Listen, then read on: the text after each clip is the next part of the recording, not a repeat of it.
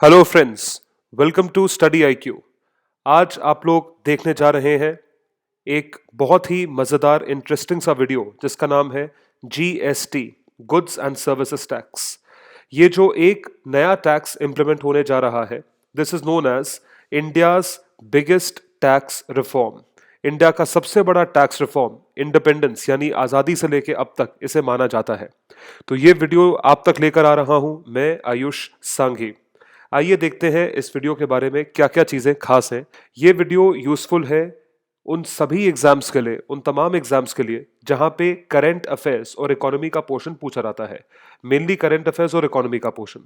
तो चाहे वो बैंकिंग हो, आईबीपीएस हो, एसएससी का एग्जाम हो, यूपीएससी सिविल सर्विसेज एग्जाम हो या स्टेट सिविल सर्विसेज एग्जाम हो, इन सारे ही एग्जाम्स के तहत इस पर्टिकुलर सेक्शन को पूछा जा सकता है या पूछा जाएगा करंट अफेयर्स और इकोनॉमी के सेक्शन में। तो आइए देखते हैं जीएसटी क्यों खास है, गुड्स एंड सर्विसेज टैक्स। इससे पहले कि हम लोग जीएसटी समझें, आपको इंडिया के टैक्सेशन रिजीम के बारे में थोड़ा समझाते हैं। इंडिया का टैक्सेशन रिजीम डिवाइडेड है दो पार्ट्स में। पहले का नाम है डायरेक्ट टैक्स और दूसरे का नाम है इनडायरेक्ट टैक्स। डायरेक्ट जो है नाम पड़ता है अगर आपने टैक्स डायरेक्टली सेंट्रल गवर्नमेंट को पे किया हो। If you have paid the tax directly to the government or to the central government, both the cases, it will be considered to be a direct tax.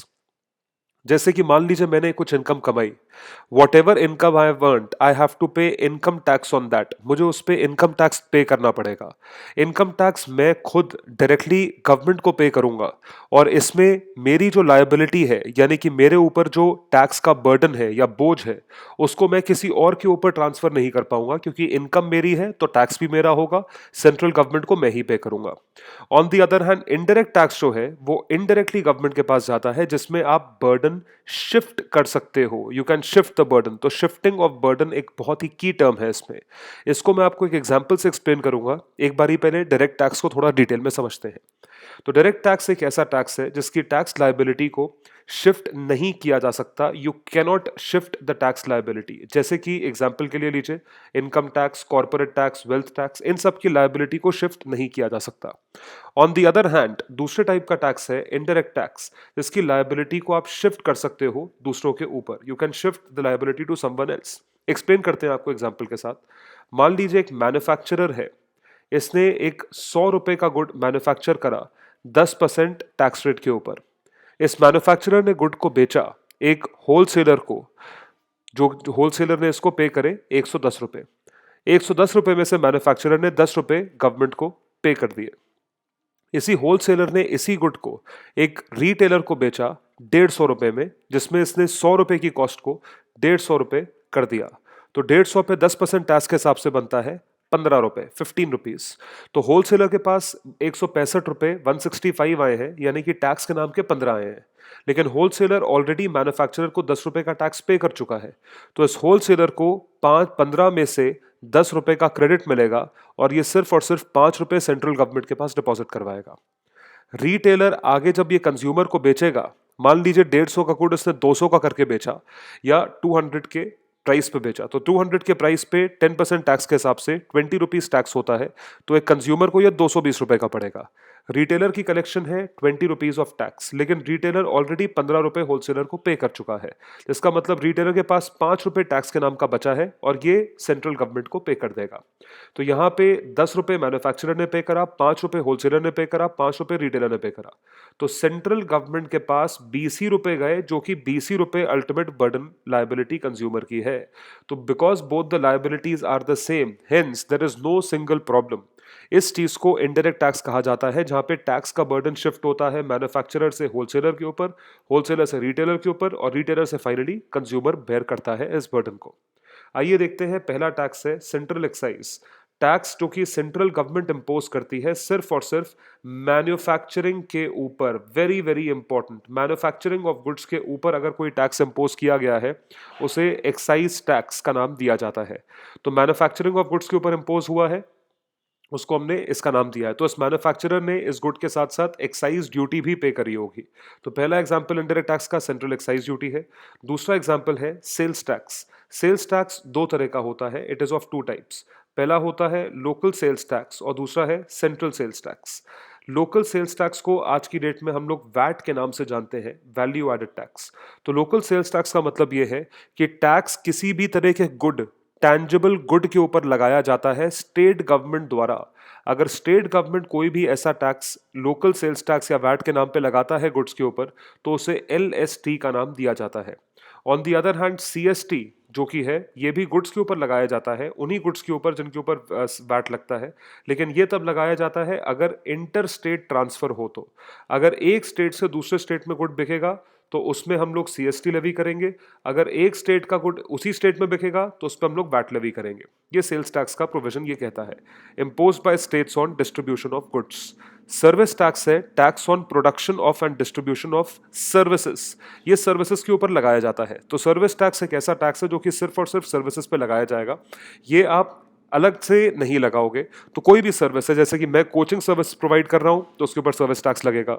कोई lawyer की service, accountant की service, architect की service provide करता है, उसके ऊपर service tax लागू किया जाता है। तो सेल्स टैक्स या सर्विस टैक्स या ऐसे बहुत सारे कई टैक्सेस हैं, अन्य प्रकार के इनडायरेक्ट टैक्स है, इन सबको एक ही अम्ब्रेला टर्म के अंदर सबसूम कर लिया जाएगा जिसका नाम होगा goods and services tax. I repeat, इसका नाम होगा goods and services tax, short form GST। तो आई होप आपको लॉजिक समझ में आया होगा कि GST क्यों है। आइए इसका ओरिजिनेशन देखते हैं, हिस्ट्री क्या है GST की। गवर्नमेंट ने एक पैनल अपॉइंट करा था विजय केलकर जी के अंडर, डॉक्टर विजय केलकर 2002 में। तो केलकर फोर्स ने रेकमेंड करा था कि किस तरीके से हम लोग फिस्कल डेफिसिट को नीचे लेकर आएंगे, किस तरीके से हम लोग इंडिया का मैक्रो इकोनॉमिक मैनेजमेंट ठीक करेंगे और यहाँ पे फाइनेंशियल डिसिप्लिन को एनफोर्स करेंगे। तो उसके तहत उन्होंने एक इम्प्लीमेंटेशन का तोड़ दिया था FRBMA के तहत, fiscal responsibility and budget management act 2003। तो उसमें इन्होंने पार्लियामेंट के ऊपर एक प्रोविजन रखा टू इंड्यूस फाइनेंशियल डिसिप्लिन लेकर आइए, सो दैट टैक्स एवेड करने वाला टैक्स एवेड ना कर पाए, टैक्स चार्ज करने वाला टैक्स ज्यादा चार्ज ना कर पाए। इंडिया का फिस्कल डेफिसिट रिड्यूस करना है और macro economic management, overall management को ठीक करना है। तो इस चीज का जो ऑब्जेक्टिव था वो FRBMA में स्टेट किया गया था। तो केलकर टास्क फोर्स ने रेकमेंड किया था introduction of GST, goods and services tax, for the first time. Central and state GST के बारे में जानते हैं। सेंट्रल GST और स्टेट GST दो तरह के GST है, या GST के ही दो कंपोनेंट्स हैं। दो तरह के GST से बेटर आप इसे GST के कंपोनेंट्स बोलें, CGST और SGST। CGST और SGST दोनों ही ऐसे होंगे जो साइमल्टेनियस लेवी होंगे by central government and by state government, simultaneous levy हो रहे हैं इन सबके तहत अक्रॉस द वैल्यू चेन। तो सेंट्रल GST और स्टेट GST साइमल्टेनियसली लेवी करे जाएंगे हर एक ट्रांजैक्शन पे, एवरी सिंगल ट्रांजैक्शन जो कि supply of goods and service, यानी कि एग्जेम्प्टेड गुड्स और सर्विसेज को छोड़ के आप बाकी सारे गुड्स और सर्विसेज दोनों के ही ऊपर आप एक ही टैक्स लेवी करोगे जिसका नाम होगा GST, goods and services tax. Exempted goods का मतलब ये है वो गुड्स जो कि जिन पे GST नहीं लागू होगा। तो ऐसे कई गुड्स हैं जैसे कि खादी के आइटम्स हो गए, या जो आइटम्स गांव वाँव में बनते हैं, अचार पापड़ की इंडस्ट्री, इन सब के ऊपर टैक्स गवर्नमेंट नहीं लगाती है उनकी सेल इनकरेज करने के लिए, तो उन गुड्स के ऊपर टैक्स नहीं लगता है। सिमिलरली सर्विसेज जैसे कि हॉस्पिटल की सर्विस हुई, एम्बुलेंस की सर्विस हुई, डॉक्टर्स की सर्विस हुई, इन सब पे गवर्नमेंट सर्विस टैक्स नहीं लगाती है, तो आगे GST भी नहीं लगाएगी। तो ये सारे एग्जेम्प्टेड गुड्स एंड सर्विस हैं। इन एग्जेम्प्टेड गुड्स एंड सर्विसेज को छोड़ के बाकी सारे ही गुड्स के ऊपर CGST या SGST लागू करा जाएगा। तो इन सब ट्रांजैक्शंस पे आप GST या SGST पे करोगे। मैकेनिज्म कैसे वर्क करेगा GST का? इट विल वर्क, GST जो है वो वैट के तौर पे ही वर्क करेगा, just like value added tax. तो जो एग्जांपल मैंने आपको दिया था, manufacturer to wholesaler, wholesaler to retailer and retailer to finally consumer, इन सब एक एक करके एक दूसरे को बेचे जा रहे हैं, manufacturer wholesaler, wholesaler retailer, retailer consumer. तो ये ही वैट का कॉन्सेप्ट चलता है। मैन्युफैक्चरर ने 10 रुपए पे करे, होलसेलर ने 5 रुपए पे करे, रिटेलर ने 5 रुपए पे करे और कंज्यूमर ने फाइनली 20 रुपए पे करे रिटेलर को। तो इसका जो बर्डन है कंज्यूमर पे पड़ा, लेकिन मल्टी स्टेज टैक्स है, मल्टी स्टेज, हर स्टेज पे टैक्स डिपॉजिट होता है। तो इस चीज को हम लोग वैट के तौर पे कहते हैं। सिमिलर वे में GST भी काम करेगा। तो normal central excise tax was levied on final output. हमेशा क्या होता था, सीधा फाइनल आउटपुट कंज्यूमर के ऊपर रिटेलर टैक्स लेके लगाता था, जिसकी वजह से मैन्युफैक्चरर ने पहले टैक्स लगाया नहीं लगाया ये हमें समझ में नहीं आता था। पता पड़ा मैन्युफैक्चरर ने पहले टैक्स लगा दिया, रिटेलर ने फिर उसके ऊपर टैक्स लगा दिया, तो टैक्स के ऊपर टैक्स हो गया। This was considered to be a cascading effect, a tax on tax cascading effect. तो कंज्यूमर के ऊपर बहुत बर्डन पड़ता था। इस प्रॉब्लम को अवॉइड करने के लिए वैट को लेवी किया गया था, value added tax. Tax is levied on value addition done when a raw material is changed into usable good rather than on the final output. तो मैन्युफैक्चरर ने होलसेलर को पे करा, होलसेलर ने वैल्यू ऐड करी, रिटेलर को पे करा, रिटेलर ने वैल्यू ऐड करी, कंज्यूमर को पे करा, और इसके बेसिस पे पूरा इसमें जो वैल्यू एडेड मैकेनिज्म है उसी पे हमने उस चीज पे ऐड करके टैक्स लगाया है। तो in the process of making clothes, कोई भी कपड़ा बनाना है तो सबसे पहले रॉ कॉटन को आप कॉटन यान में कन्वर्ट करोगे, इसको पहला स्टेज ऑफ वैल्यू ऐड बोलेंगे, यहाँ टैक्स लगेगा। फिर कॉटन यान को क्लॉथ में कन्वर्ट करोगे, फिर ये वैल्यू ऐड होगा, यहाँ टैक्स लगेगा। फिर डाई करोगे, कट करोगे, उसको सिलोगे, स्टिच करोगे क्लॉथ को और जीन्स बना लोगे, तो हर एक स्टेज पे टैक्स लगता जाएगा। इस चीज को हम लोग मैकेनिज्म ऑफ जीएसटी में इंक्लूड करते हैं या गुड्स एंड सर्विसेज टैक्स में इंक्लूड करते हैं। तो इस तरीके से वैट काम करता था और इसी तरीके से जीएसटी भी काम करेगा। इस तरीके से आप ध्यान रखिएगा इस टर्म को, मल्टी स्टेज टैक्स, इसको मल्टी स्टेज टैक्स का नाम दिया जाता है। और जो भी आगे वाला होलसेलर है, वो जो पीछे टैक्स उसने पे करा था, होलसेलर ने मान लो मैन्युफैक्चरर को 10 रुपए पे करे और आगे से 15 रुपए इकट्ठे करे, तो बीच में जो 10 रुपए उसने माइनस कर दिए और 5 ही रुपए डिपॉजिट कराए, उसको हम लोग इनपुट टैक्स क्रेडिट का नाम देते हैं। तो आइए देखते हैं मैकेनिज्म में और थोड़ा डिटेल में। सेंट्रल एक्साइज रिजीम के तहत tax was levied on production of cotton yarn. Cotton yarn के ऊपर आपने टैक्स लेवी कर दिया, इसको फिर डाई किया गया, टैक्स को फिर लेवी करा गया total price of died cotton cloth. तो डाइड कॉटन क्लॉथ को आपने उस पर प्राइस रेडी करा और इस चीज को फिर फाइनली एक जीन्स मेकर को बेच दिया, फिर उस पर टैक्स लेवी हुआ। So this leads to tax on tax phenomenon, कि आपने सबसे पहले कॉटन यान पे करा, फिर कॉटन क्लॉथ पे करा, फिर जीन्स पे करा, जिसकी वजह से टैक्स जो पहले पे करा था वो दोबारा से इसमें ऐड हो गया और उसके ऊपर दोबारा से टैक्स आ गया। तो इस पूरे प्रोसेस को ये कहा जाता है that this is a cascading effect. इसको कैस्केडिंग इफेक्ट का नाम दिया जाता है। तो ब्लोटिंग ऑफ प्राइसेस मतलब इंक्रीज इन प्राइसेस। एक थ्योरी में इसको आप सब ऐसा सीन करोगे, government is getting a lot of tax, government को टैक्स की कलेक्शन है, लेकिन गवर्नमेंट तक टैक्स पहुंचता नहीं है। रीजन बीइंग क्योंकि टैक्स एवेजन बीच में बहुत हो जाता है, जिसका मतलब यहाँ पे है lack of transparency. There is lack of transparency in this case. Transparency अगर कम है तो इसके मैकेनिज्म को हमने क्या देखा, हमने क्या करा, तो वैट के केस में taxes levied on value addition of goods, जैसा कि मैंने आपको बताया, that is value of output minus value of input. तो जो वैल्यू ऑफ इनपुट को हमने माइनस करा है, इसे कहा जाता है क्रेडिट। तो 200 रुपए की जीन्स है, 100 रुपए का कपड़ा, 10% का VAT, which is equal to 10 रुपए, therefore total price is 210 rupees. तो 110 पे 110 का पड़ा हमें, 10 रुपए हमने टैक्स ऐड कर दिया, 210 रुपए पड़ा। अगर 200 पे आप 10% टैक्स लगाते तो 220 पड़ता, जो कि बहुत ज्यादा है। This method when followed of calculating tax in each stage of production, it leads to reduction in cost. तो रिडक्शन इन कॉस्ट है, इसका मतलब यहाँ पे ट्रांसपेरेंसी ज्यादा है, there is higher transparency in this case compared to earlier regime, जो कि सेंट्रल एक्साइज में नहीं था, जिसकी वजह से इस मैकेनिज्म को वैट को प्रेफर किया गया। तो यहाँ पे जीएसटी का सबसे बड़ा कंटेंशन या सबसे बड़ा इनका इंटेंशन ये था, removal of central sales tax which is levied on movement of goods from one state to another. अब ध्यान से समझते जाइएगा क्या होता है। देखिए, जब भी गुड्स मैन्युफैक्चर होते हैं तो गुड्स पे दो तरह की सेल होती है। जिस स्टेट में मैन्युफैक्चर हुए हैं या तो उसी स्टेट में बिकेंगे, सेम स्टेट, या वो किसी और स्टेट में बिकेंगे, अदर स्टेट। जाहिर सी बात है, हर स्टेट में हर चीज़ नहीं मिलती है। अगर एक स्टेट में एक चीज़ मिल रही है, दूसरे स्टेट में दूसरी चीज़ मिलती है, तो इसमें इस तरीके से डील करा जाता है। तो अगर गुड्स को सेम स्टेट में बेचा जाता है तो उसके ऊपर लगता है वैट, जिसको लेवी करता है स्टेट गवर्नमेंट। अगर वही गुड्स किसी और स्टेट में बिकते हैं तो इस पे लेवी होता है सेंट्रल सेल्स टैक्स, जिसको लेवी करती है सेंट्रल गवर्नमेंट। जाहिर सी बात है भैया, आप सोच के देखिए, आप यूपी के चीफ मिनिस्टर हैं और आज यूपी का चीफ मिनिस्टर आपने जो गुड यहाँ पे मैन्युफैक्चर करा, मान लीजिए चीनी मैन्युफैक्चर करी, यहाँ पे सहारनपुर बेल्ट में शुगर मिल्स है, आपने चीनी को अपने स्टेट में बेचा तो आपके हाथ में वैट आया। अगर आपने उसी चीनी को हरियाणा पंजाब में बेचा तो आपके हाथ में क्या आएगा, कुछ तो आपको टैक्स मिलना चाहिए। तो आपको वहां पे दिया जाता है सीएसटी, सेंट्रल सेल्स टैक्स, जो कि सेंट्रल गवर्नमेंट लागू करती है। तो सेम गुड्स को अगर एक और स्टेट में बेचा जाए तो उसमें उसी स्टेट गवर्नमेंट का क्या बेनिफिट है, उसका बेनिफिट यह है कि उसको सीएसटी देखने को मिलता है, सीएसटी कमाने को मिलता है। तो CST which is levied on movement of goods from one state to another. ये जो सेंट्रल सेल्स टैक्स है ये एक्चुअली इंक्रीज कर देता है कॉस्ट ऑफ इनकमिंग गुड को from different state and thereby makes it uncompetitive in the target market. इसको uncompetitive कर देता है। मान लीजिए वो चीनी कुछ ज्यादा महंगी हो गई, जिसकी वजह से प्राइस में डिस्क्रिमिनेशन होता है और मूवमेंट ऑफ गुड्स के बीच में काफी डिस्क्रिमिनेशन होता है। तो जीएसटी का यही इंटेंशन था कि हम इतने सारे टैक्सेस ना लेवी करके सिर्फ एक कॉमन यूनिफॉर्म टैक्स लेवी करें। GST seeks to remove CST and multitude of taxes octroi, custom duty, service tax, entertainment tax in order to simplify indirect tax regime। तो होगा क्या कि service tax, VAT, CST, excise duty, octroi, octroi का मतलब होता है चुंगी। जब आप एक स्टेट से दूसरे स्टेट में ट्रक से गुड्स ट्रांसफर करते हो तो बीच में ट्रकों को रोक के रात के टाइम पे कुछ पे करा जाता है, कुछ चार्जेस पे करे जाते हैं, उसे चुंगी बोलते हैं, ऑक्ट्रॉय।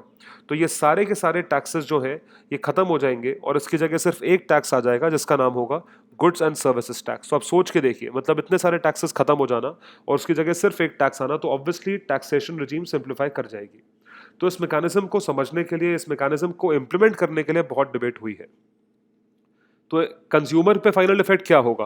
कंज्यूमर का फायदा होगा या कंज्यूमर का नुकसान होगा? Will it be beneficial for consumer और will it be loss making for consumer? ये देखना है, क्योंकि लॉस मेकिंग पहले था जब मल्टीप्लिसिटी ऑफ टैक्सेस थे, टैक्सेस ज्यादा थे और टैक्स के ऊपर टैक्स लग जाता था। तो GST is not loss making for consumer, it is beneficial for consumer, क्योंकि credit of input taxes paid at each stage will be available in the subsequent stage of value addition। जैसा कि मैंने आपको पहले भी समझाया, मैन्युफैक्चरर ने 10 रुपए टैक्स चार्ज करा और गवर्नमेंट को पे कर दिया। इसके बाद मैन्युफैक्चरर ने सेल करा होलसेलर को, होलसेलर ने 15 रुपए टैक्स पे करा इस मैन्युफैक्चरर को, 15 में से 10 रुपए का क्रेडिट ले लिया और 5 रुपए का जो टैक्स बचा है वो होलसेलर ने फाइनली पे करा गवर्नमेंट को। तो ये जो 10 रुपए इसने माइनस करा है इसको कहते हैं इनपुट टैक्स क्रेडिट। तो पहले के ज़माने में या जीएसटी आने के पहले इस चीज़ को वैट में ही इंप्लीमेंट करा जाता था, इनपुट टैक्स क्रेडिट को। अब इस चीज़ को जीएसटी में, ओवरऑल सर्विस टैक्स में, वैट में, हर चीज़ में लेवी कर दिया जाएगा। तो which makes GST essentially a tax only on value add at each stage. हर स्टेज पे जो वैल्यू एड है उसी पे हम लोग टैक्स लेवी करेंगे और किसी चीज़ पे नहीं करेंगे। तो जो फाइनल कंज्यूमर है वो सिर्फ और सिर्फ जीएसटी की वो वैल्यू बेयर करेगा जो कि आखिरी डीलर ने पे करी होगी। तो होलसेलर ने आगे रिटेलर को सेल करा, रिटेलर ने इसको 15 रुपए दिए, रिटेलर ने फाइनली कंज्यूमर से 20 रुपए कलेक्ट करे, तो रिटेलर ने 15 का क्रेडिट लिया और 5 रुपए पे कर दिया गवर्नमेंट को। तो फाइनली रिटेलर के ऊपर रिटेलर ने जो 20 रुपए चार्ज करा है टैक्स, ये जो 20 रुपए का टैक्स है ये फाइनल टैक्स है लास्ट डीलर का सप्लाई चेन के अंदर। तो ये सारी की सारी चीजें फाइनल इफेक्ट ऑन कंज्यूमर में आती है, they come in final effect on consumer. आइए एक और टर्म देखते हैं, IGST, integrated goods and services tax. तो centre to levy, central government to levy and collect the integrated GST on all interstate supplies of goods and services under this constitutional provision. तो interstate मैंने आपको अभी थोड़ी देर पहले समझाया था कि अगर यूपी में गुड मैन्युफैक्चर हुए और वो पंजाब में बिकते हैं तो यूपी गवर्नमेंट को सीएसटी मिलता है। तो सीएसटी एक एडेड बेनिफिट है जो यूपी गवर्नमेंट को ऊपर से मिल रहा है। लेकिन जब सीएसटी अबॉलिश हो जाएगा जीएसटी आने पे, तो यूपी गवर्नमेंट को फिर क्या मिलेगा? Will it get anything over and above जो कि पंजाब गवर्नमेंट को मिल रहा है? क्या उसको कुछ मिलेगा? तो यूपी गवर्नमेंट का थोड़ा लॉस है अगर सीएसटी अबॉलिश हो जाता है और जीएसटी आ जाता है। तो उस लॉस को ओवरकम करने के लिए यहाँ पे integrated goods and services tax का कॉन्सेप्ट इंट्रोड्यूस करा गया है। देखिए, पर्पस आईजीएसटी का क्या है? Will not be a tax in addition to SGST and CGST, लेकिन आईजीएसटी एक ऐसा मैकेनिज्म है टू मॉनिटर करना है interstate trade of goods and services. इसको मॉनिटर करेगा interstate trade of goods and services. ये इंश्योर करेगा जो अल्टीमेट एसजीएसटी है, यानी कि state goods and services tax, ये जाता है कंज्यूमर स्टेट को, since GST is a destination based tax. तो डेस्टिनेशन पे तो आपने लागू करा, लेकिन ये जाएगा कहाँ पे? It will go to the ultimate state जहां से वो गुड चला है। So it should go to, क्योंकि आज की डेट में सीएसटी अगर यूपी गवर्नमेंट को मिलता है तो जीएसटी भी यूपी गवर्नमेंट को ही मिलना चाहिए। जिस वजह से इंटीग्रेटेड जीएसटी का कॉन्सेप्ट बहुत ही इंपॉर्टेंट है। नहीं तो प्रॉब्लम ये होगी कि यूपी गवर्नमेंट या कोई भी ऐसा स्टेट गवर्नमेंट जो पहले दूसरे स्टेट्स में गुड्स भेजता था वो भेजना बंद कर देगा। वो बोलेगा मुझे क्या मिल रहा है उससे, वो भेजना ही बंद कर देगा। ये प्रॉब्लम रहेगी, इसलिए इंटीग्रेटेड जीएसटी का कॉन्सेप्ट इंक्लूड करा जाता है।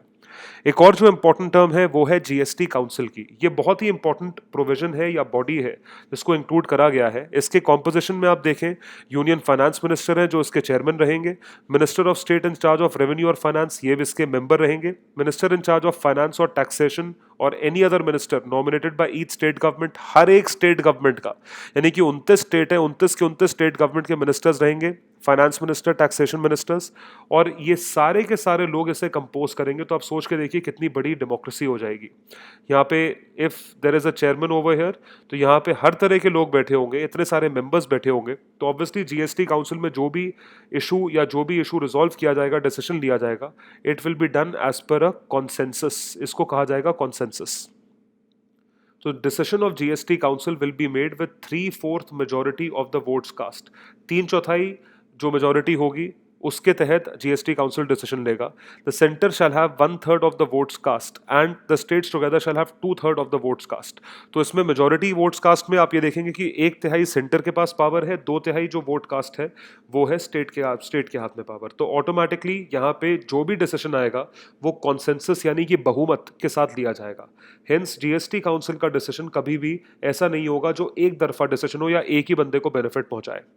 तो जीएसटी काउंसिल रिकमेंडेशंस किन किन चीजों पे करेगा, क्यों ये इंपॉर्टेंट है? ये करेगा कि टैक्स क्या होना चाहिए, सेस और सरचार्ज कौन कौन से सबसूम होंगे जीएसटी के अंदर, कौन से टैक्सेस, सेस और सरचार्ज जीएसटी में आएंगे, गुड्स एंड सर्विसेज जो कि सब्जेक्ट है और एग्जेम्प्ट फ्रॉम जीएसटी, किनको आप एग्जेम्प्ट करोगे, थ्रेशोल्ड लिमिट की कौन से गुड्स के ऊपर टैक्स लगेगा, किन गुड्स के ऊपर किसी लिमिट के ऊपर टैक्स लगेगा या नहीं लगेगा, जीएसटी का रेट क्या होगा, मॉडल जीएसटी का लॉ क्या रहेगा जब आप लॉ ड्राफ्ट करोगे, कैसे लेवी करोगे, अपोर्शन कैसे करोगे, वगैरह वगैरह, ये सारी चीजें आएंगी। स्पेशल प्रोविजंस होंगे जो कि 8 नॉर्थ ईस्टर्न स्टेट्स हैं, हिमाचल प्रदेश, जम्मू एंड कश्मीर और उत्तराखंड, 8 ये और उसके आगे 3 ये स्पेशल कैटेगरी स्टेट्स हैं, इनके लिए स्पेशल प्रोविजंस करे जाएंगे। और बाकी कोई भी रिलेटेड मैटर होगा जीएसटी का वो जीएसटी काउंसिल में डील होगा। तो जैसा कि आप देख सकते हैं ये एक डेमोक्रेटिक डिसीजन है जो कि लिया जा रहा है, और डेमोक्रेटिक डिसीजंस में जो भी डिसीजन निकल कर आता है वो सभी के भले के लिए होता है। It is for the benefit of everyone. तो जीएसटी का रेट स्ट्रक्चर जो अभी कुछ ही दिन पहले प्रपोज करा गया था, स्टैंडर्ड रेट जीएसटी का जैसा कि आप देख सकते हैं 18% है। अल्ट्रा लग्जरीज पे, डीमेरिट और सिन गुड्स यानी कि सिगरेट पे, शराब पे, इन सब पे सेस लगेगा पहले 5 साल के लिए, प्लस इस पे जो रेट एप्लीकेबल होगा वो होगा 28% जीएसटी का। आधा कंज्यूमर इन्फ्लेशन बास्केट होगा जिसमें फूड ग्रेन्स, खाने पीने के आइटम, या आप इसे बोल सकते हैं एसेंशियल आइटम्स होंगे, इन पे 0% जीएसटी है। कॉमन कंजम्पशंस के जो आइटम होंगे इन पे 5% जीएसटी है। जो bulk of goods and services होंगे जो इंक्लूड करते हैं फास्ट मूविंग कंज्यूमर गुड्स को, include in 2 standard rates. Fast moving consumer goods या एफएमसीजी गुड्स पे 12% या 18% जीएसटी लेवी होगा। हेवी कंज्यूमर ड्यूरेबल्स जैसे कि वॉशिंग मशीन हो गया, रेफ्रिजरेटर हो गया, ये सब एक तरह से लग्जरी में आते हैं, इनको टैक्स करा जाएगा 28% पे राइडर के साथ। राइडर यानी कि जो उसे ट्रांसपोर्ट करता है। They have been said because these goods are purchase by lower middle class too. जो भी परचेज करता है इसलिए आपने राइडर के साथ कर दिया, तो राइडर की सर्विस और ये दोनों चीजों पर मिला के 28% है, दोनों पे अलग अलग 28% नहीं है। No decision on tax rate for gold, gold के ऊपर आपने टैक्स अभी नहीं सेट करा है, ये जीएसटी बाद में ही प्रपोज करेगी। तो जीएसटी का रेट स्ट्रक्चर ब्रॉडली ये कैटेगराइज किया गया है। जीएसटी के एडवांटेजेस क्या क्या होंगे जीएसटी के आने के बाद, ये मैंने आपको अभी भी समझाया था। सिंप्लिसिटी हो जाएगी, कंप्लायंस आसान हो जाएगा। भैया आप सोच के देखो, आपने पहले गुड मैन्युफैक्चर करा तो इसके ऊपर आपने पे करी एक्साइज ड्यूटी, इसके बाद आपने इस गुड को अपने स्टेट में बेचा, उसके ऊपर लगा वैट, किसी और स्टेट में बेचा उसके ऊपर लगा सीएसटी, एक्सपोर्ट कर दिया गलती से तो उसके ऊपर लग गई कस्टम्स ड्यूटी। तो हर एक इतनी सारी ड्यूटीज अट्रैक्ट हो गई। अब यहाँ पे 3 फॉर्म वो भरे एक्साइज ड्यूटी के, 3 फॉर्म भरे वैट के, 3 भरे सीएसटी के, सारे फॉर्म्स भरे कस्टम्स के, इतने सारे फॉर्म भरे वो भी मंथली या क्वार्टरली बेसिस पे, फिर एनुअल बेसिस पे उसकी रिटर्न भरे। आप सोच के देखिए वो कितना काम करेगा। तो उस पर कंप्लायंस बहुत ज्यादा हो जाएगी, देयर वुड बी इजी ये। लेकिन जीएसटी के आने से ये सारी मल्टीप्लिसिटी जो फॉर्म्स की है खत्म हो जाएगी और कंप्लायंस विल बिकम इजी। सारे टैक्स पेयर की सर्विसेज हैं जैसे कि registration service, return, payment would be available to taxpayers online. ये ऑनलाइन डिटेल्स अवेलेबल होंगी और एक ही टैक्स होगा जिसकी वजह से कंप्लायंस इजी और ट्रांसपेरेंट हो जाएगा। दूसरा है यूनिफॉर्मिटी रहेगी टैक्स रेट में और स्ट्रक्चर में। हर एक गुड में throughout the country there would be uniformity, uniform tax रहेगा, सिमिलर टैक्स रहेगा।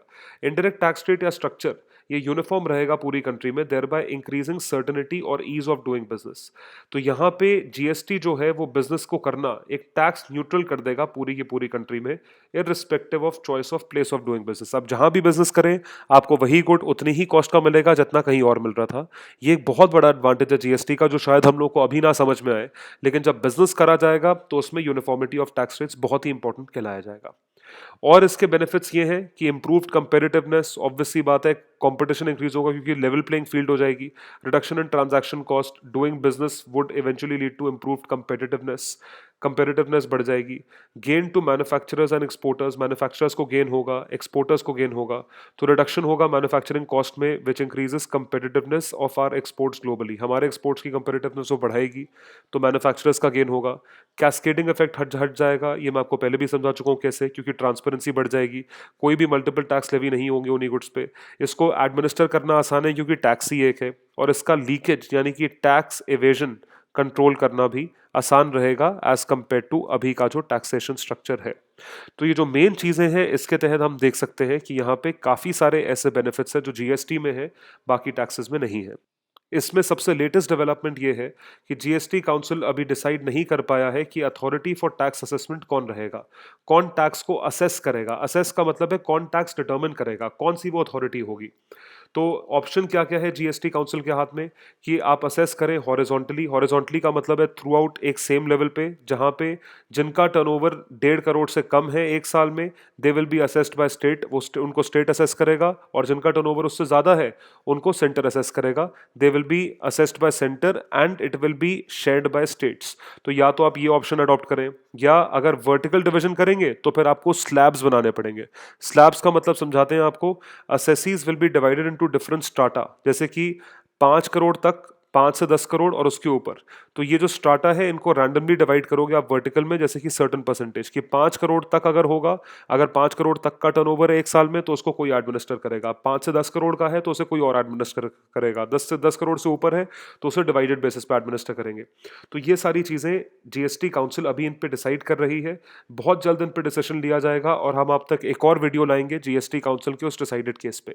स्टैंडर्ड टैक्स रेट को फिक्स कर दिया गया है, जो कि जैसा कि मैंने आपको भी पिछले स्लाइड में बताया था। तो मुझे जहां तक लगता है कि ये सारी चीजें जो भी डेवलपमेंट होगा, ये डेवलपमेंट ऐसा करा जाएगा कि सबके लिए वो सिंप्लीफाइड हो। और देखिए, जब कोई भी इतना बड़ा रिफॉर्म होता है तो कोई भी चीज सिंपल नहीं होती है, हर चीज मुश्किल हो जाती है शुरू के लिए।